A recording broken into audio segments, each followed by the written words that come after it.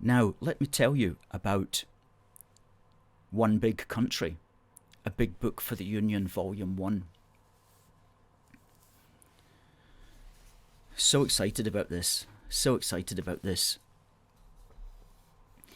You know, we decided to write a book, and then we thought, you know what, there's so much to say. This is going to be like a massive tome that nobody will ever read because it's going to be like, about this thick. And so a colleague of mine actually was a co-director who came up with the idea of doing a series of books. And a series of books is really good because, say, if you do 5 volumes, somebody buys volume 5 and then they find out, oh crikey, there's volumes 1 and 4. What do? They go ahead and they buy that. So as the years go by, you sell more and more books because people want the full collection. You see what I mean? So we're starting with volume 1. It's called One Big Country, which I think is an absolutely great name for it, which in itself is a campaigning phrase as well, which we came up with. And it's 26,500 words. So it's going to be about 120 pages.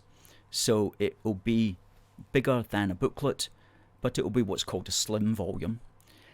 And it is going to have, on the cover of it, it will be our classic Kelpies with the Union Jacks. And the content is intended to be appropriate for a general election year. Now, it's divided into an introduction plus 19 chapters, which themselves are divided into 6 parts. And part 1 is entitled We Love Our One Big Country. And that's 4 chapters on just what a great thing the United Kingdom is, which of course we can wax lyrical on for a very long time.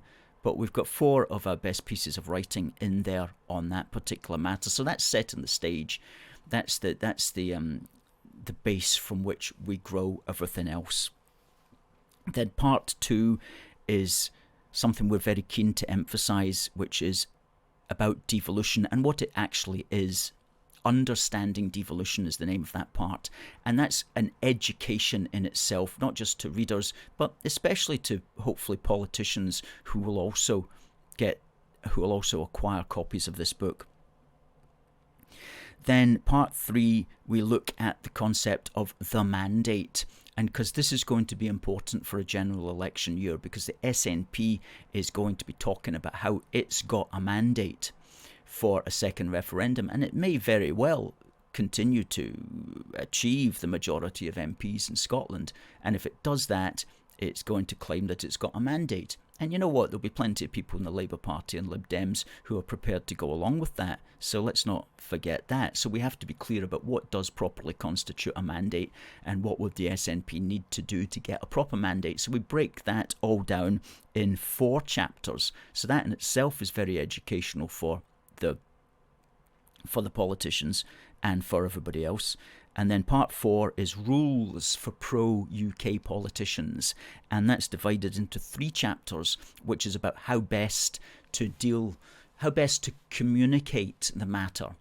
And one of the chapters there is called Don't Talk Separatism into Existence. Don't speak separatism into existence.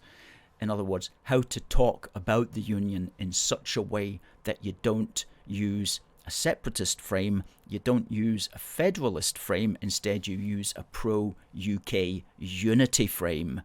So that's 3 chapters on the unity frame rather than the separatist frame, which so many politicians unthinkingly adopt.